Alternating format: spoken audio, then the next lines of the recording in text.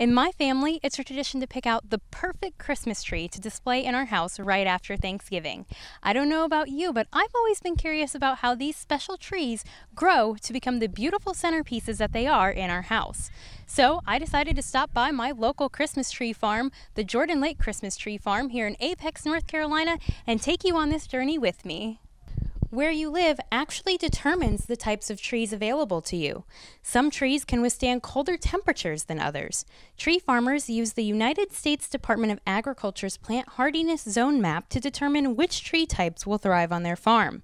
This map is based on the average annual minimum winter temperature and is divided into 10-degree Fahrenheit zones. The trees that grow in North Carolina are not as hardy as the trees that grow in Pennsylvania. The varieties we have there's cypress varieties. We have three. One is a blue ice. It's very, very blue, just like the name intends. Another is Carolina sapphire, and another is Leland cypress that we grow.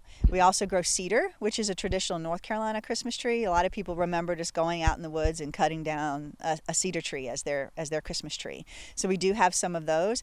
And then we have Virginia pine, which are a medium-sized needle, and they have fairly sturdy branches, so people like that a lot for some heavy ornaments. On the other hand, Pennsylvania farmers have better luck growing spruce and fir tree varieties, which can withstand sub-zero temperatures. However, temperatures can get too cold for these trees. Extreme cold can impede the tree's growth and injure the tree by giving it winter burn. Excessive snow and ice can also cause limbs and branches to snap off. Aside from temperatures playing a major role in Christmas tree growth success, the amount of moisture and drainage available is also important. Most tree varieties require deep rains followed by dry, sunny periods, so roots have time to dry out to prevent fungus growth. For this reason, the best place for a Christmas tree farm is on a downward slope where the water can naturally drain out. Soil type also determines how much drainage can occur. If these conditions are not met, crop loss becomes an issue. We have in past years lost about 40% of our crop, especially the small seedlings that are 1 or 2 years old, just because the soil is clay soil and it's really horrible soil. So it needs to be amended. There's only a couple spots that have that moist, sandy soil. Once the perfect location is found, planting can begin. January, February is when we typically plant new seedlings. Most times here in North Carolina, the ground is not frozen, so we're able to get into the ground. And we like to get them as early as possible because once we hit March and April, we have somewhat of a wet, spring season where we've got a little bit of water, so that helps really well with the new plants. It typically takes around 5 years for Christmas trees to reach their selling potential.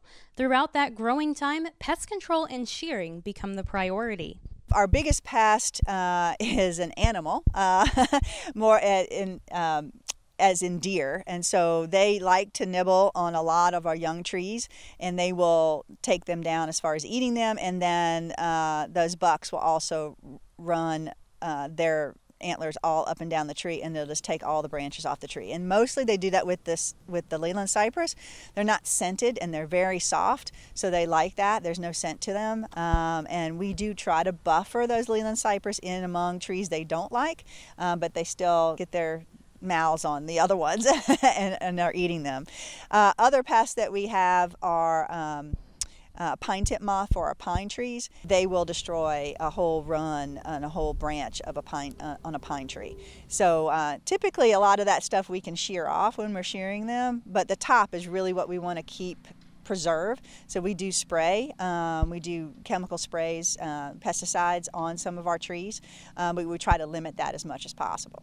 To make sure your tree looks perfect, farmers shear and fork their trees throughout the years. Even the smaller ones, we start a process called forking, where we're trying to take out and thin the tree really, trying to get it a little bit of a shape, but not forcing a shape on it. Once they're about 3 and 4 years old, then we're really trying to shear the tree into a shape. And then those that we're going to sell, that we know that we're going to sell, that are big enough to sell for that season, we'll really do a heavy shearing on them, making sure they're really in shape. During sell season, trees that are ready to be sold are tagged and wait for you to pick them out. Once you find your perfect tree, it's cut down and wrapped up for you to place in your home. The most famous Christmas tree of all, though, is the Rockefeller Center tree, which just so happened to come from our very own State College this year. Earlier in November, crews stopped by State College to cut down an 80-year-old 75-foot Norway spruce and transported it to New York City to be decorated and put on a very special display. Well, now that I've found my perfect Christmas tree, I'm going to head on over to the pay station, have them cut it down and wrap it up for me. For Whether or Not, I'm Christy Stewart.